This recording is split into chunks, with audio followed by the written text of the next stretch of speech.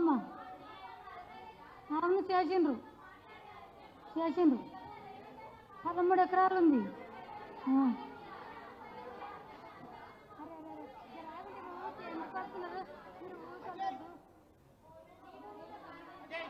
అవును వస్తుంది అంటే ఏం దాడి చేయలేడు. మీటింగ్ ఉంది అంటే నేను ఆచార్యాలు ఫోన్ చేసిండ్రు. ఫోన్ చేస్తే పోదాం వెళ్ళిపోయిండు. ఈడిగల అది ఈడిగల కాదు ధర్నాలు అన్నమాటందుకు పడకపోయి తయారు చేసిండు దుడిగా. అది గురించి నేను వచ్చిన మా ఆయనకు మొన్న 20,000 అయినాయి. ఏమై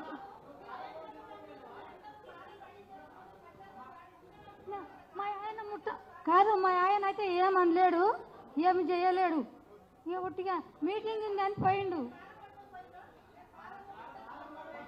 మా ఆయనకు తెలియదమ్మా, మాకైతే తెలియదు. ఆడోళ్ళు నేను పోలే, మా అక్కింపేటలు పోలేరు. మా ఆయన మీటింగ్ ఉంది అని ఫోన్ చేస్తే పోయిండు. పోతే ఇక అందులోకన్నా ఆడున్నాడని దారి చేసిండ్రు. దారికి కొండపోయి అందరు చేసిండ్రు. 13 ఎకరాలు ఆస్తి.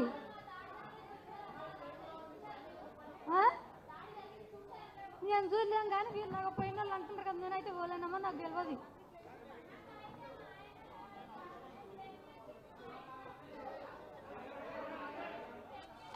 ఇక 3 సంవత్సరాలు మా కొడుకు ఆర్మీ జాబ్ పోయి 3 సంవత్సరాలు ఆర్మీ జాబ్ పోయి ఇక 3 ఎకరాల ఆస్తి కొన్నాము 2 సంవత్సరాల కింద. మా ఆయన ఎట్లయితే ఏమవుతా అంటే నాకు భయం అవుతుంది. మొన్న 20,000 పెట్టి హాస్పిటల్ చూపించుకొచ్చాము. ఫోన్ చేస్తే పోయిండు. పోయి ఆ గొడగల్లో ఏం లేడు, దూరమే ఉన్నాడు. పట్టుకొని పోయిండ్రు. అందులో ఉన్నాడు, గొడగలు ఉన్నాడు, దారి చేసిండు, కొట్టిండు, రాళ్ళ తీసుకున్నా అనేది ఏం లేదు. కన్న తిప్పలు పడుతున్నాం మేము.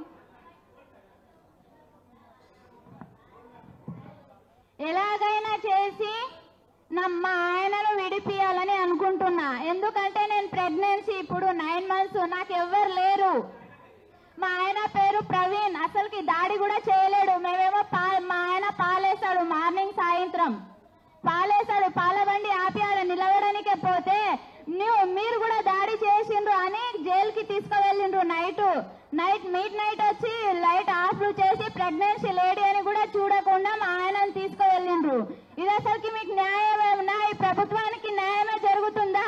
ఆడవాళ్ళని కూడా చూడకుండా తన హస్బెండ్ ని మిడ్ నైట్ లో వచ్చి తన వైఫ్ దగ్గర పండుకుంటే కూడా వచ్చాను గుంజుకొని వెళ్ళిపోయిండ్రు.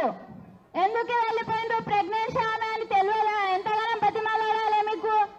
నాకేమన్నా అయితే ప్రభుత్వమే నా బాధ్యత. మా ఆయన లేడు, మా ఆయనకి ఇవ్వరంట. ఇప్పుడు ఏమన్నా జరిగితే బై మిస్టేక్ ప్రభుత్వమే నిర్మించాలి అని నేను కోరుతున్నా.